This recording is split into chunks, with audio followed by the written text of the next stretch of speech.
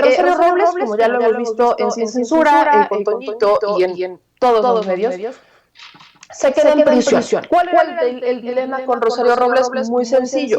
Ella ya se autorizó, se atrajo un amparo de los muchos que ha interpuesto Rosario Robles, la defensa de Rosario Robles, para que le cambiaran la medida preventiva. O sea, que en vez de que estuviera en prisión, como prisión preventiva, estuviera en su casa, como si fuera un caso similar al de Emilio Lozoya. Pero no tendría los privilegios, porque aunque se apegó al criterio de oportunidad, como lo hizo Emilio Lozoya, pues no hemos visto que Rosario Robles hable, y ya incluso le renunció un abogado argumentando que pues justamente ella fue la que quiso apegarse a este criterio de oportunidad y simplemente nunca dio nada de información y reculaba con la información que daba. Entonces pues vaya, el abogado dijo yo no puedo trabajar así, con la pena, y se fue. Entonces este caso de Rosario Robles ha sido polémico porque efectivamente por el delito por el cual está en prisión hay dos órdenes de aprehensión en contra de ella. La primera, por la cual la detienen, aunque ella se va y se presenta voluntariamente y ahí la meten a prisión. Aunque esto ocurrió de esa manera, ella está por un delito que no amerita prisión preventiva oficiosa. Eso es cierto. Por esta causa penal no amerita prisión preventiva oficiosa, porque esta causa penal tiene que ver con que prácticamente fue una alcahueta, o sea, que no hizo bien su trabajo, que dejó que pasaran todas estas cosas y nada más. Pero hay una segunda causa penal por la cual la Fiscalía todavía no ha librado la orden de aprehensión, que tiene que ver con delincuencia organizada. Esa sí amerita prisión preventiva oficiosa.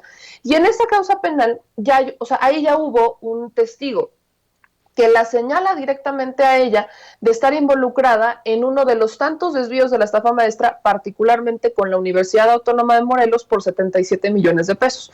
Entonces, hay una persona que está en prisión, que fue testigo colaborador y está en prisión por ser parte justo de este esquema de delincuencia organizada, y ahí esa causa penal era la otra opción, ¿no? Aquí la Fiscalía tenía dos cosas que hacer. Si quería que Rosario Robles se quedara en prisión, era muy sencillo. O comprobaba que si Rosario Robles salía de prisión había un riesgo de fuga, tenía que acreditar bien que era necesario que Rosario Robles se quedara en prisión, o B, librar y comprobar el delito de delincuencia organizada, que existen motivos para que efectivamente ella fuera parte de este esquema de delincuencia organizada en el desvío de 77 millones de pesos con la Universidad Autónoma de Morelos, y entonces ese delito sí amerita prisión preventiva oficiosa y no hay más. Pero la manera en que la Fiscalía lo ha manejado ha sido muy lento, y esto es lo que ha levantado mucha sospecha, porque en el caso de Rosario Robles tienen testigos que la señalan. En el caso de Rosario Robles, pues está Emilio Cebadúa, que se ofreció también como testigo colaborador, y Emilio Cebadúa sí anda libre y campante por las calles, y él fue el que movió el dinero. O sea, aquí sí brincan estas cosas.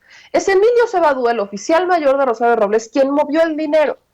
Es a él a quien se le encuentra el dinero, a su familia, y hasta en casinos se lo fue a gastar. Y Emilio Cebadúa sí anda libre y campante como Dios Padre. A él sí, no le ha pasado nada. No sabemos ni siquiera cuál es el estatus con Emilio Cebadúa, porque la Fiscalía no lo ha informado. Pero es Emilio Cebadúa el que operó todo el recurso. Él es el que sacó el dinero y demás. Hay otras personas que por supuesto se han involucrado, que firmaban los contratos con las universidades y demás. También están los directores de las universidades. Y ellos, que absolutamente nada ha pasado con los directores de estas universidades, nadie les ha hecho absolutamente nada, no los han tocado ni con el pétalo de una rosa, bajo este argumento de pues es que ellos pues no pudieron comprobar el servicio. O sea, vaya, hay muchas cosas que están pasando aquí que nomás no nos terminan de cuadrar a la hora de incorporar todo este esquema. Y también, esta es otra parte importante, el principal testigo, que es el que denuncia o señala a Rosario Robles por sus vínculos con este esquema de desvío de 77 millones con la Universidad Autónoma de Morelos, también dijo que Luis Videgaray sabía todo y que prácticamente él era el que estaba ordenando todo. Entonces, si tenemos este testigo, tenemos a Rosario Robles, que también en algún momento señaló a Luis Videgaray, que Luis Videgaray le dijo que estaba loca en una carta desde el MIT. La pregunta que todos nos estamos haciendo es, ¿por qué seguimos estancados en el caso? ¿Por qué seguimos estancados en el caso? Bueno, son preguntas que han quedado, por supuesto, en el aire. Pero bueno, el caso es que Rosario Robles sí se queda en prisión. La Fiscalía no agotó la segunda causa penal, que no ha librado esa orden de aprehensión. Pero la razón por la que se queda en prisión Rosario Robles es porque, uno, no reveló desde un inicio las casas en las que vivió en el pasado, que su defensor se contradijo sobre el motivo de un viaje al extranjero que realizó antes de ser citada y que sus abogados dijeron que no contaban con un documento que sí se les había entregado. Entonces, estas tres cosas, que ha sido un error constante en la defensa de Rosario Robles, le han dado el motivo a la fiscalía, muy mínimo en realidad, para que el juez diga existe riesgo de fuga. Como han mentido, existe un riesgo de fuga. Y eso es cierto. Esos son los errores de Rosario Robles, de la defensa de Rosario Robles. Errores que ha tenido desde el inicio. Porque estos errores, Rosario Robles en algún momento dijo, yo no sé qué es la estafa maestra, no tengo idea de qué está pasando, no sé de qué me están hablando en chino. Cuando va y se presenta para que le digan de qué la acusan y entonces termina detenida, entonces empieza a decir que sí sabía que es la estafa maestra, que le avisó a Enrique Peña Nieto por un teléfono rojo y que el responsable era Luis Videgaray. El que cambiara literalmente de versión del no sé nada, así sé, y que en ese intercedieran estas situaciones de salió, no sé a dónde fue, entregó un documento que no entregué, pero sí lo entregué.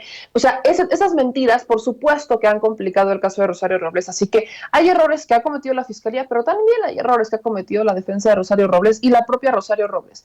Entonces, aquí el tema seguirá siendo, pues para ella eso es un asunto de venganza y para muchos de nosotros una situación completamente absurda, porque si ella fuera inocente, como lo ha dicho, pues ya podría estar perfectamente libre si tan solo hubiera informado de lo que sabe, pero no quiere informar. Eso es muy distinto. Así que el presidente Andrés Manuel López Obrador se refirió a este tema hoy en la mañana, mencionando que no era un asunto de venganza. Aquí nada tiene que ver con venganza, nada tiene que ver con si Rosario Robles es una blanca, nada, absolutamente nada tiene que ver con el asunto de venganza, y es algo que dejó muy claro el presidente Andrés Manuel López Obrador hoy en la mañanera, que valdría la pena que sigamos insistiendo porque su hija, Mariana Moguel, ha insistido en que ese es un asunto de venganza del gobierno federal y que es un asunto en donde se le van contra todo a su madre, y bueno, pues el presidente también mencionó que esto nada que ver.